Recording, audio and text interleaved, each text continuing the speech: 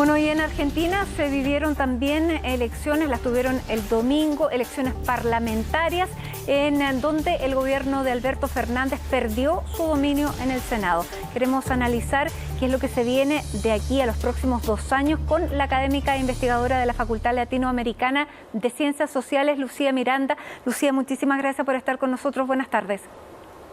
Buenas tardes, muchísimas gracias por la invitación. Lucía, ¿qué significa esta derrota para el peronismo en términos de que es la primera derrota, pero no es la derrota que tal vez se esperaba en términos de distancia y de porcentajes? Sí, efectivamente, luego de las primarias se vaticinaba un resultado aún más grave, pero dentro de todo logró recuperar algunos puntos el oficialismo.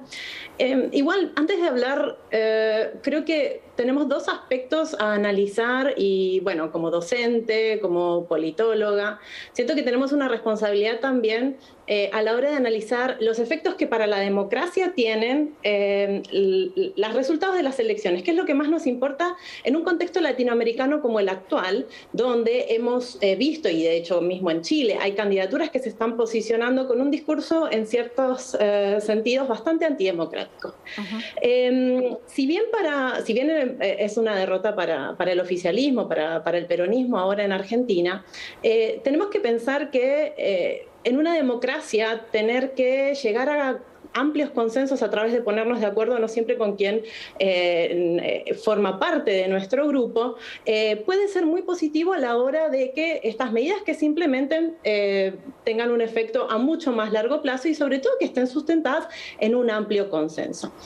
Por otra parte, en términos técnicos, lo que esto puede significar para el peronismo es un partido, creo que de los que menor coherencia ideológica intrapartidaria existen en la región. Tú dentro del propio peronismo te puedes encontrar con gente que se ubica en una escala ideológica en el 7, más cercano a la derecha conservadora, y otros diputados que se posicionan en el 3 o el 4 dentro de la escala ideológica hacia una izquierda más progresista. Estos son datos de encuestas de élites parlamentarias, por ejemplo, una encuesta realizada regularmente por la Universidad de Salamanca. Entonces, en este sentido, si bien es una derrota, efectivamente, y si bien es más difícil lograr avances cuando no cuentas con la mayoría, no quita que es un partido que tiene una gran capacidad de camuflarse, adaptarse, y como bien lo dijo el presidente Fernández en su discurso posterior a las elecciones, invitando al diálogo, hay ciertas medidas, ciertos temas sobre los que se va a tener que legislar que son difíciles. Invitó a la oposición de centro-derechas a lograr un acuerdo en este sentido. Pensemos que ya la Argentina ha demostrado en otros contextos que leyes muy controvertidas, como por ejemplo lo del aborto, se aprobaron con apoyos también de diputados Claro. y senadores de la oposición. Ahora tienen que haber medidas económicas que son tal vez muy difíciles y de posiciones sociales donde hay la diferencia entre Alberto y Cristina Fernández, pese a que son la misma coalición, presidente Fernández y Cristina, tienen, digamos, diametrales oposiciones también.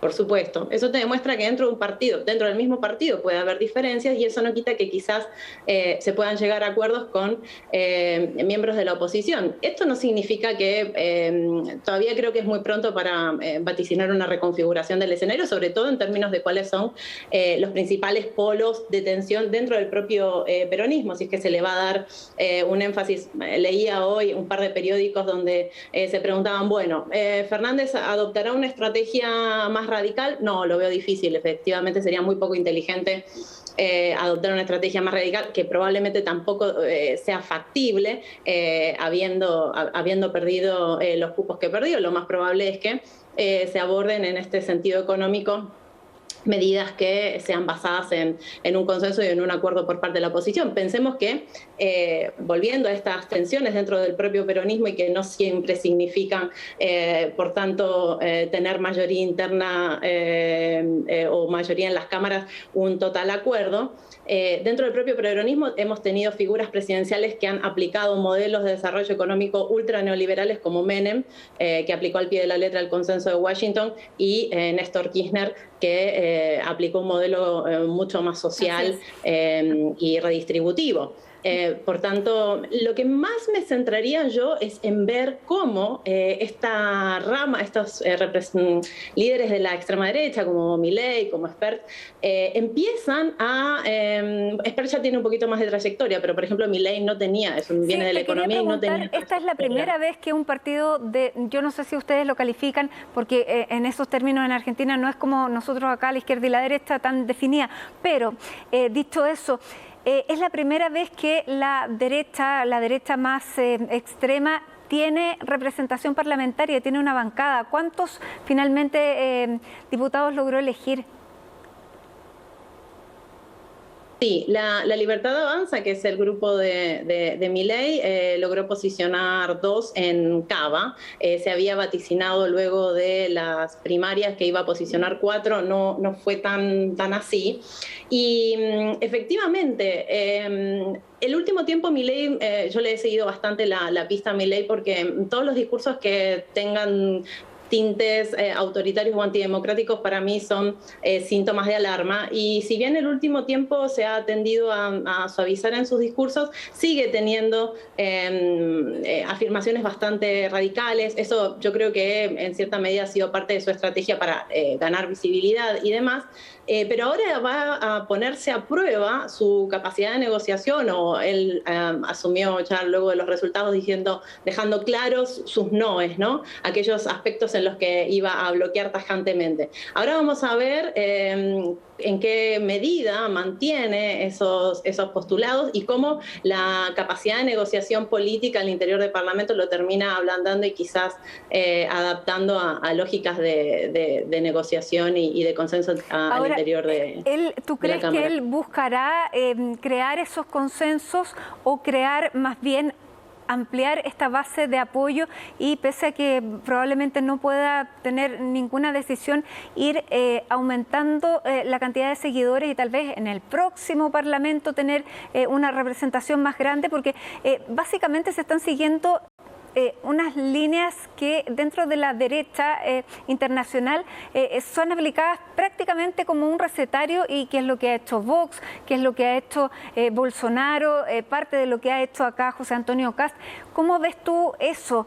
¿Es el deseo de Milei crecer ahí, lograr acuerdos en el Parlamento, o crecer hacia afuera con este discurso que los desprecia a todos y que él está representando este descontento que lamentablemente es el caldo de cultivo para ello?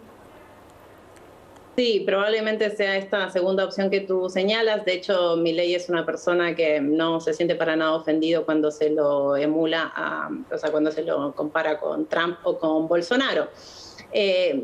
A sabiendas de lo que esas presidencias, esos liderazgos han significado para sus países respectivos. Lo más probable es que aliente una polarización en este sentido. Lo que veremos cuán factible es de cara a las presidenciales en el 2023 en el contexto argentino actual. Es cierto que tanto la extrema izquierda como la extrema derecha en Argentina están captando las personas descontentas con la política, que son en su mayoría jóvenes de entre 16 a 35 años. El discurso de Milei es muy atractivo para la juventud, tiene tintes populistas, siempre utiliza la bandera argentina, pone el himno nacional en rock, pone muchas de esas indumentarias, y su estética es bien en rock and roll, lo que no significa que vaya en la línea del progresismo como el rock and roll lo pudo haber significado en su momento.